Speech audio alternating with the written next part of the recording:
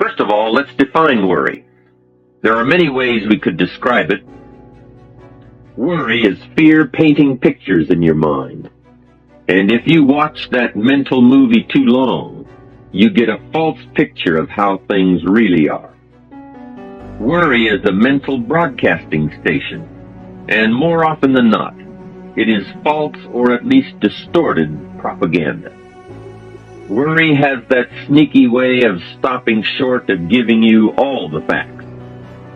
Worry is often the trickery of mentally filtered facts on the negative side, and the bold declaration that these are all the facts.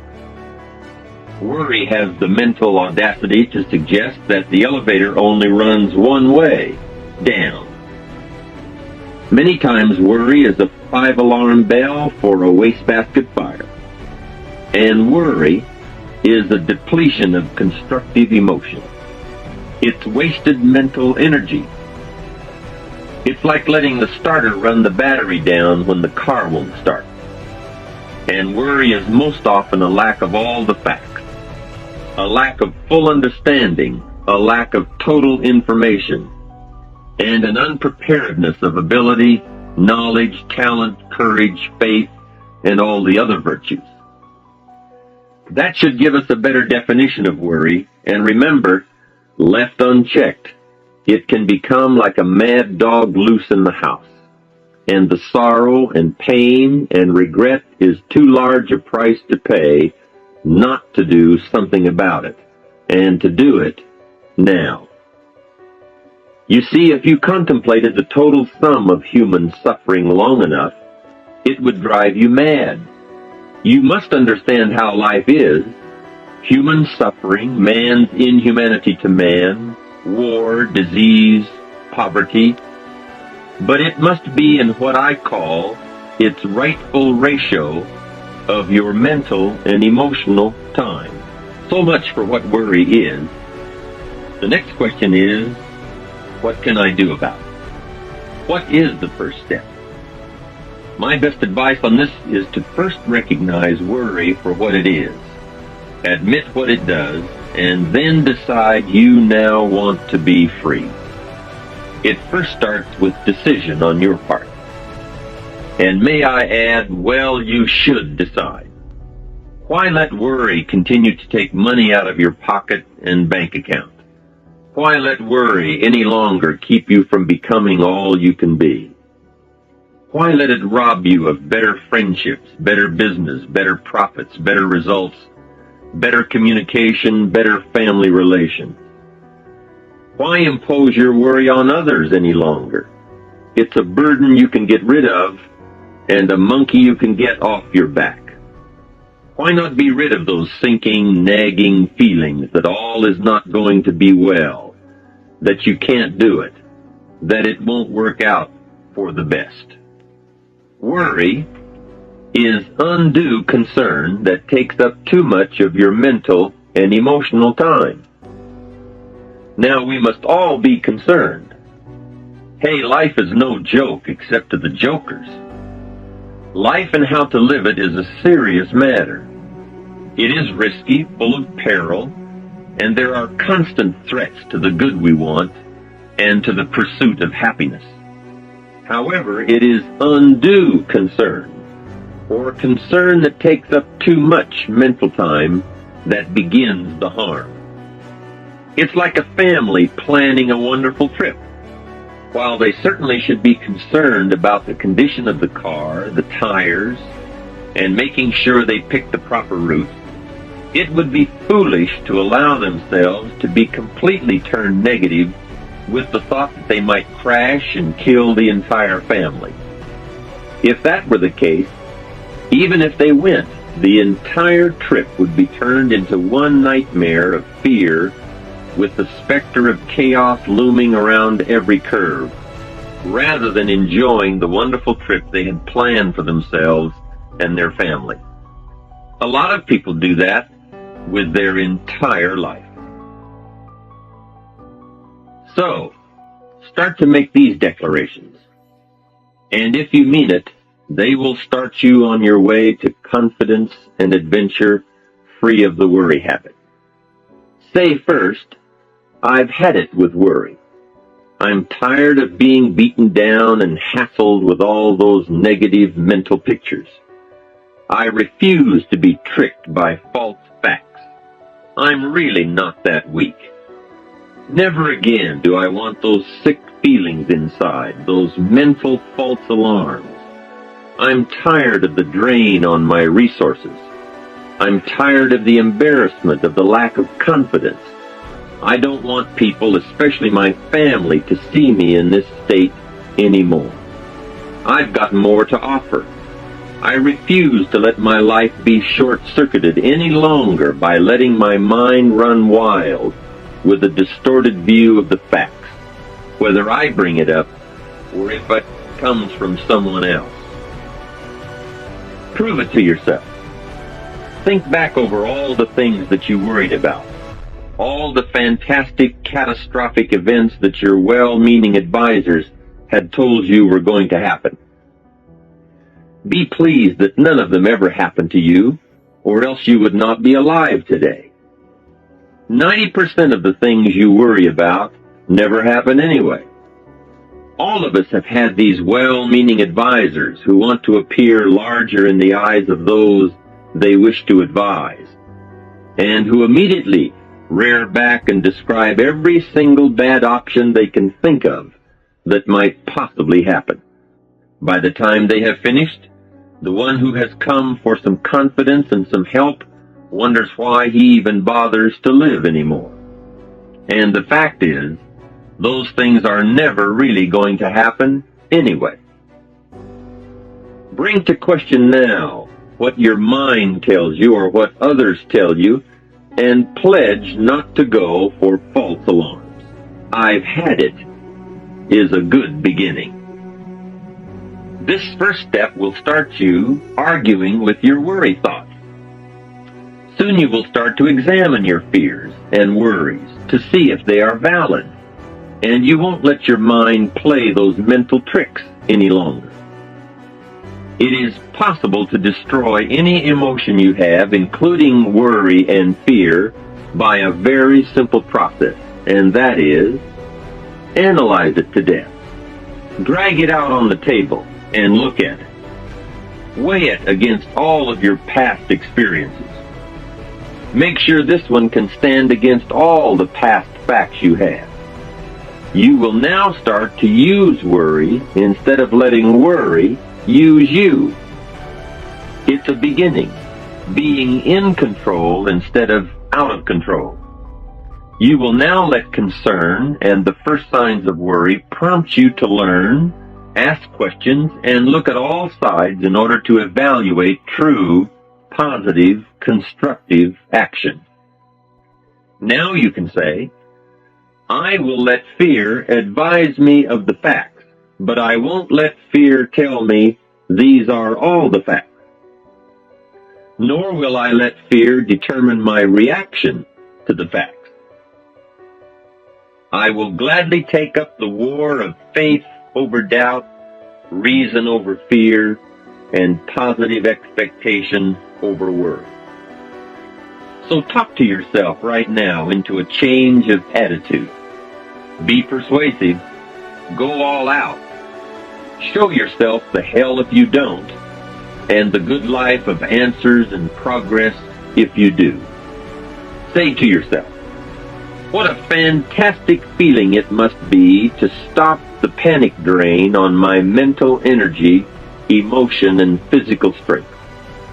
Imagine putting all that saved energy and emotion and strength into my action plans for the good life.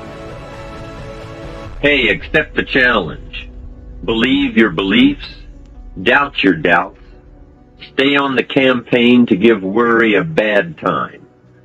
Like being your own conscientious judge, say, I've had it with the presentation of a one-sided story. I sustain the objection that worry has failed to bring out all the facts. I despise these mental courtroom maneuvers that try to belittle my client, me. I demand the whole truth. And if worry will not be silent, I may cite him for contempt of the court of reason. Call up that scene often when worry wants to hassle you with the same old tricks and the same old results. It will work every time. Okay, let's move on to some really positive steps. If you can survive all that has happened to you up to this moment in your life, in spite of doing and thinking many of the wrong things, imagine how you can succeed by now starting to do some of the right things. First, the best answer to worry is confidence. And confidence starts first with awareness. Here is one of the most important lessons in life to learn. Life and business is like the changing seasons. And the real challenge of life is to learn how to handle the winter and take advantage of the spring. In short, that's it. You see, winter always comes, but so does the spring. Night follows day, but also day follows night.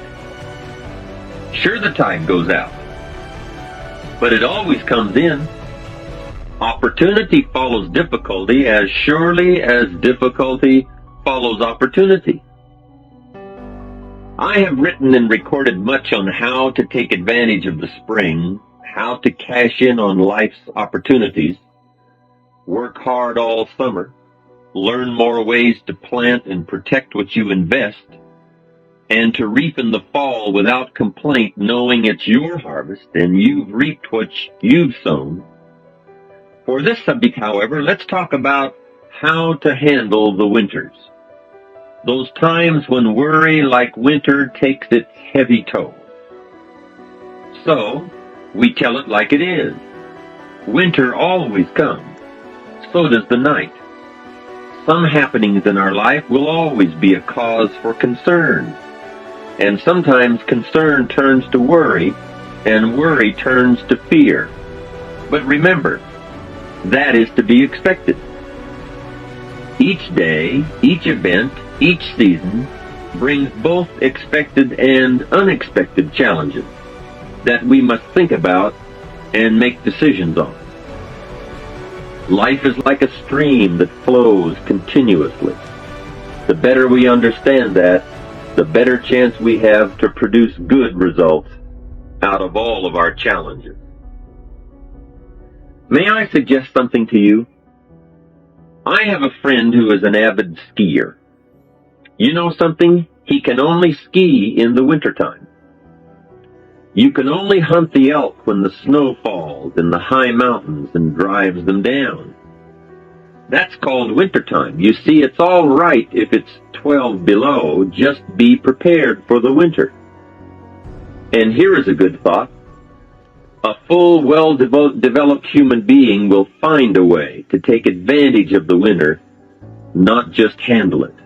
The big challenge is to make something out of each opportunity. Now, if winters are always going to occur in our life, shouldn't we benefit from them too?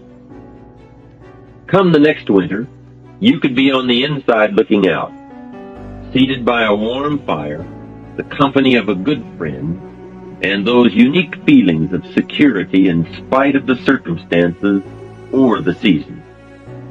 Begin to know now that the night will pass, and as you learn to grow and progress, you will better understand how to handle every night and better live every day. Here's some of the best advice I have on worry. First, don't be afraid to face the facts of life. It is not negative to understand that the winters always come. Don't be faked out. Don't clip the word impossible out of the dictionary.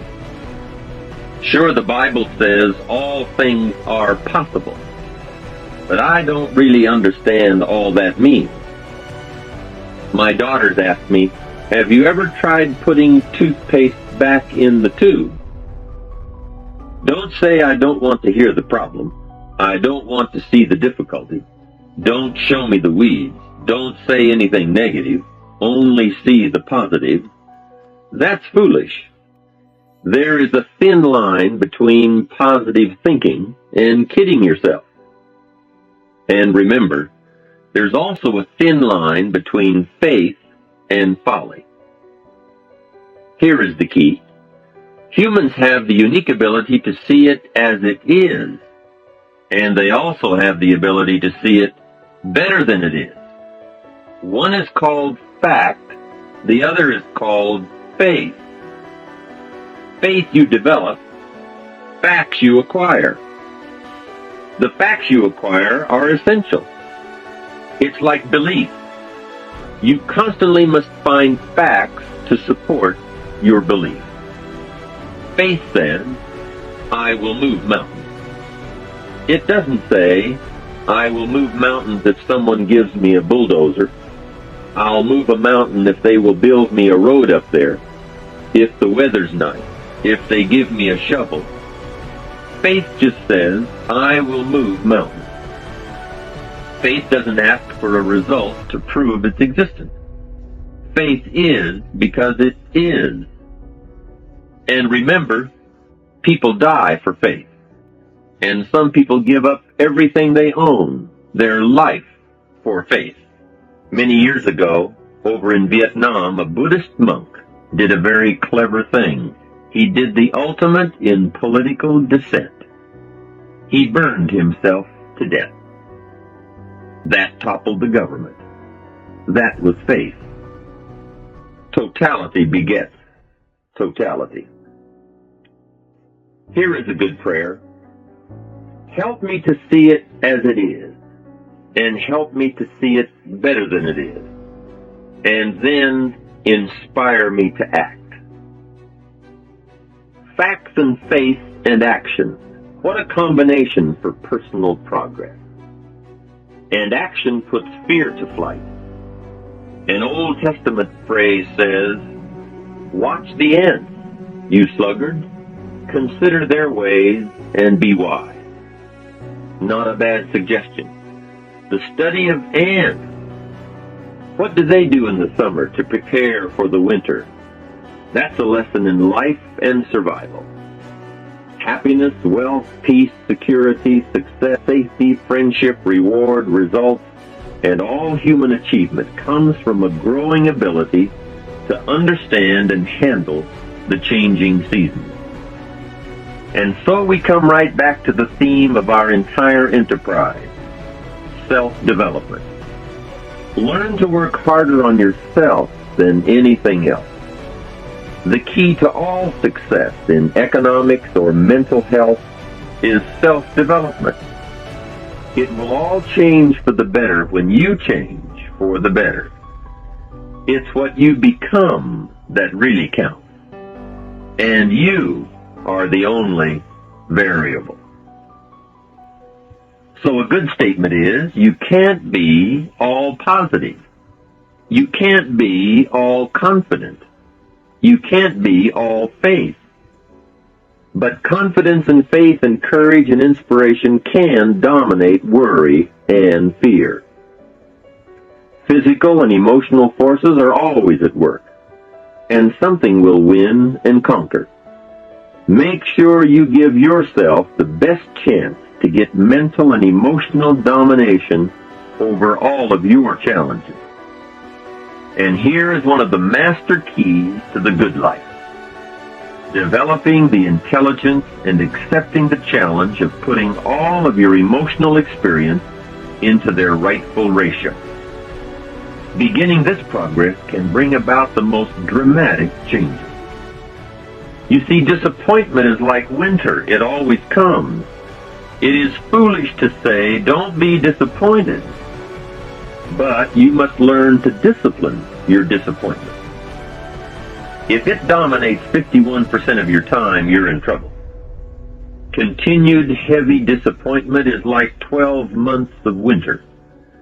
And 12 months of winter leaves very little alive. Use the guidelines of seasons to adjust to all the meaningful things that happen to you. So concern, fear, and disappointment, like many human emotions, serve a useful purpose as long as they are kept in their rightful ratio. Left unattended, the weeds take over. Disappointment rules. Worry breaks loose. Fear gets the upper hand, and doubt moves in. But managed, worked, given human action with will and knowledge and purpose, and gardens overcome weeds. Faith overcomes doubt, and confidence pushes worry into a small place. The second major key to mastering worry is to respond. Build up inside of you that heavy desire to be free, to get on with building your life and lifestyle. Too much is waiting to delay. Take a new look at your opportunities. Figure out new ways to seize them immediately and make them work for you. And here is the key. Bring a new dedication that you will master yourself with enough discipline to be more than qualified to do the present job and prepare yourself for the next move up. Expose yourself to every stimulation possible that will put all this in perspective. Now let's move on to a very important point, and that is the best answer to worry is confidence. First, self-confidence. I can better handle next winter. I have a strong shelter. It is stocked with supplies. I now know how to take advantage of the spring. I'm going to plant better crops and bigger crops. I can last through the summer. I won't quit this time. I'll study weeds and how to get rid of them. I'll be less frightened of the changing weather and the quick storms. In the fall, I will exercise more care and reap what I have without complaint and blame nothing for the amount of my harvest. I'll learn to save a fair portion so that I can survive the bad seasons when out of control the hailstorm comes and it all goes wrong. Now we must consider this. The most fatal deterrent to self-confidence is guilt. Not doing all you know how to do to the full extent of your present ability weakens the foundation for confidence. The biggest part of worry comes from the lack of this personal confidence. And lack of confidence comes from two major things. First, no goals or plans. And second, no daily discipline to achieve. The inaction to cure or handle small tasks is what starts the guilt process. And that always tends to make you look at what's wrong and expect the worst. So listen to the voices of creative experience. Let nature, experience, wisdom, books, everything speak to you and teach you. Remember, both opportunity and challenge await action. Everything yields to diligence.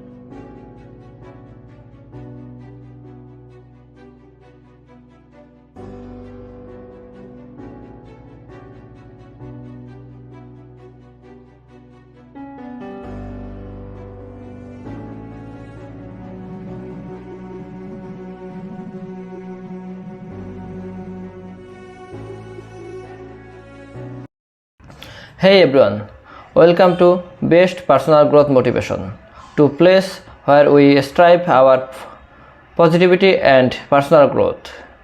Today we have a powerful topic that can truly transform your life: removing toxic people. It's time to cleanse your inner circle and make room for the positive energy that you deserve. We all know that life is too short to be surrounded by negativity. Toxic people can drain your energy, hinder your progress, and hold you back from reaching out full potential. So, let's embark on a journey of self-discovery and empowerment by removing the toxic people from your life. Toxic people come in different forms. The naysayers, the energy vampires, the manipulators. They may disguise their toxicity behind a smile, but their actions speak louder than words. It's crucial in identify those toxic traits and understand how they impact our well-being. Step 1. Identify the toxic individuals in your life. Take a moment or reflect on your relationships and pinpoint those that bring negativity, drama, or necessary stress. It's time to prioritize your mental and emotional well-being. I have been there, surrounded by people who consistently doubted my abilities or underestimate